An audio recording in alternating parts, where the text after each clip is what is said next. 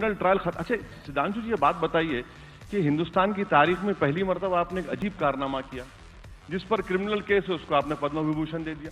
एक बार फिर से स्वागत है आप सभी का हमारे इस चैनल पर। वीडियो में सुधांशु त्रिवेदी कांग्रेस और ओवैसी पर कटाक्ष करते हुए बेहिचक जवाब देते हैं। वीडियो ज्यादा लंबी नहीं है, इसलिए अंत तक जरूर देखिएगा। तो चलिए सीधे शुरू करते हैं। 1 मिनट लूंगा सर, आधा मिनट। देखिए, ये आप क्यों पूछते हैं कि मैं मंदिर क्यों जा रहा हूं? अगर अनुमति हो तो ओवैसी जी भी मंदिर जा सकते हैं, मैं नहीं कह रहा हूं जाएंगे, इनका धर्म अनुमति नहीं देता है, लेकिन अगर धर्म दे अनुमति और अगर मंदिर वाला दे अनुमति तो क्यों नहीं जा सकते? ये अगर ये हिंदुइज्म के सभी उत्तीर्ण लक्ष्यों को, क्वालिटीज को फॉलो करते हैं तो ये बेहतर हिंदू हैं या मैं जनेऊधारी बेहतर हिंदू हूं? क्या इस प्रकार की हिंदुइज्म की परिभाषा बेहतर है जो बार बार पूछती है आपसे कि आप कैसे हिंदू हैं? देखिए, जो आपने बात कही, कोई प्रॉब्लम नहीं है, कोई भी मंदिर जाए। मंदिरों में तो ऐसी रोक भी नहीं है कि नॉन हिंदूज नहीं जा सकते। मगर समस्या ये है कि श्रद्धा भाव से आप धर्म के विचार से जा रहे हैं या चुनाव के समय जा रहे हैं। ये चुनाव के समय जब ज्यादा मंदिर जाना नजर आता है, और वो भी वो नेता जिसका किसी जमाने में ये स्टेटमेंट आया था कि मंदिर लोग किस लिए जाते हैं, छेड़खानी करने के लिए जाते हैं, अचानक वो चुनाव के समय जाने लगते हैं, तब मन में शंका उत्पन्न होती है कि भाई। और दूसरी बात, भाई आज तक हमारे किसी नेता ने कहा कि साहब हम जनेऊधारी हैं या फलाना है। वैसे तो मैं इस पर नहीं टिप्पणी करना चाहूंगा, उनका यज्ञोपवीत कब हुआ इसकी जानकारी मेरे ख्याल से भारत में किसी को नहीं होगी, और किस पुरोहित ने करवा दिया ये भी नहीं होगा। खैर, वो एक अलग विषय है। मगर एक समस्या और भी है, जैसे इन्होंने अभी कहा, सिंघवी जी ने, कि हम लोगों के बारे में कहा कि हम लोग इंतहा पसंद हैं।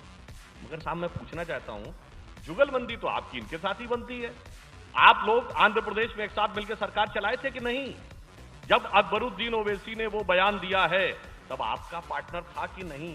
इशरत जहां का मामला हो तो दोनों एक साथ, जाकिर नायक का मामला हो तो दोनों एक साथ, अफजल गुरु का मामला हो दोनों एक साथ, मुस्लिम रिजर्वेशन का मामला हो दोनों एक साथ।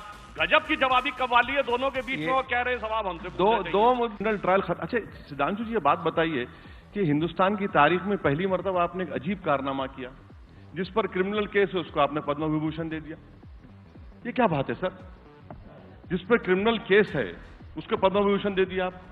ठीक है, मैं जाकिर नायक के साथ हूं, मैं सबके साथ हूं। सर आप तो अच्छे हैं ना सर, आप क्यों गलती कर दी है?